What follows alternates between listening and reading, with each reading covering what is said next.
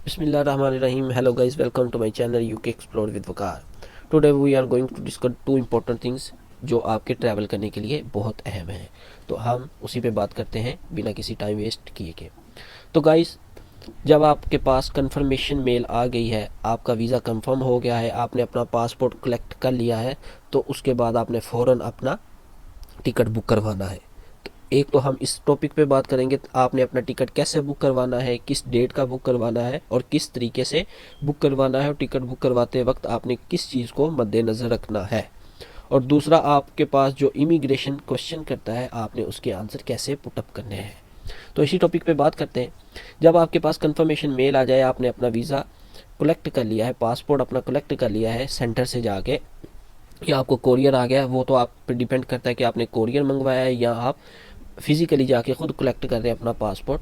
तो आपने ticket book करवाते वक्त ये चीज़ मद्देनज़र रखनी है कि जो आपका कैश लेटर है, उस कैश लेटर पे लास्ट इनरोलमेंट डेट क्या है। आपने लास्ट इनरोलमेंट डेट से पहले पहले अपना टिकट बुक करवाना है एट एवरी कॉस्ट। क्योंकि अगर आपको वीज़ा कलेक्शन मेल आ चुकी है, आप अपना पासपोर्ट ले चुके हैं और अभी इनरोलमेंट डेट में 5 या 7 दिन है और आप उसके बाद का टिकट बुक करवाते हैं, तो फिर आपके लिए प्रॉब्लम्स क्रिएट होंगी और यूनिवर्सिटी आपके लिए प्रॉब्लम्स क्रिएट कर सकता है। अगर आप यूनिवर्सिटी को मेल भेजेंगे कि मैंने अपनी टिकट जो है वो फ़लाँ डेट की करवाई है जो इनरोलमेंट के बाद है, तो यूनिवर्सिटी आपको इसका कोई पॉजिटिव रिस्पॉन्स नहीं देगी। वो आपको कहेगी you would have to come in UK at every cost. तो ये एक तरीकाकार है, आपने जब भी अपना टिकट बुक करवाना है तो आपने अपने इनरोलमेंट डेट से पहले करवाना है। लेकिन स्पेशल सर्कमस्टांसिस हो सकते हैं कि आप इनरोलमेंट के बाद टिकट अपना ले रहे हैं। वो क्या है कि अगर आपको कलेक्शन मेल नहीं आ रही, आप अपना पासपोर्ट कलेक्ट नहीं कर पा रहे, वीज़ा प्रोसेस में कुछ डिले हो जाता है, तो फिर आपके पास एक जेन्युइन रीज़न और जेन्युइन एक्सक्यूज़ है जो आप यूनिवर्सिटी को बता सकते हैं और यूनिवर्सिटी उसे हर सूरत में एक्सेप्ट करती है। तो फिर इनरोलमेंट डेट का या टिकट बुक करवाने का कोई इतना चक्कर नहीं होता। और बहुत सारे स्टूडेंट टिकट जो है वो वीज़ा कलेक्शन मेल आने के 2 दिन बाद की करवा लेते हैं, जो काफ़ी कॉस्टली और एक्सपेंसिव भी हो सकती है।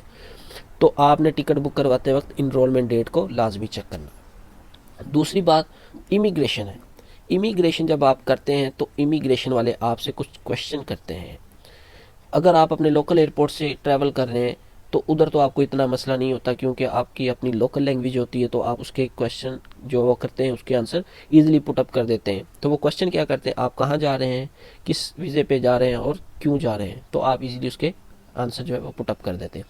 लेकिन मसला आता है जब आप इंटरनेशनल एयरपोर्ट पर उतरते हैं, तो वहाँ की लैंग्वेज और होती है, उनका एक्सेंट और होता है, उनका अंदाज़ और होता है, उनकी बातचीत करने का वे ऑफ टॉक और तरीका होता है जो आपको परेशान करता है। और वो वहाँ पे काफ़ी ज़्यादा सीरियस किस्म टाइप के क्वेश्चन भी करते हैं।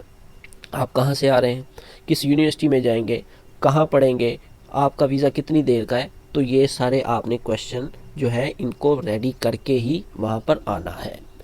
और जो इम्पोर्टेंट थिंग है यहाँ पे, जो इम्पोर्टेंट बात है, उनके लिए ज़्यादा मसला बनता है कि जिनका यूनिवर्सिटी का कैंपस किसी और सिटी में है और वो किसी और इंटरनेशनल सिटी पे यूके की उतर रहे हैं या टेक ओवर कर रहे हैं।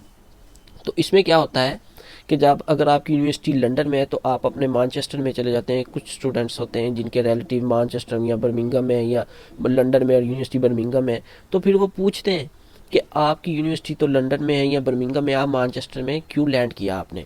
तो फिर आपको एक रीज़नेबल रीज़न आपको देना पड़ती है। तो आप उस लिहाज से अपने आप को तैयार करके ये इमिग्रेशन वाले आपसे क्वेश्चन करते हैं। तो ये थी आज की हमारी वीडियो गाइस। अगर आपको इसके बारे में किसी किस्म की कोई परेशानी हो या कोई क्वेश्चन हो तो कमेंट्स में हमें ज़रूर बताइएगा। Thank you. अल्लाह हाफिज़।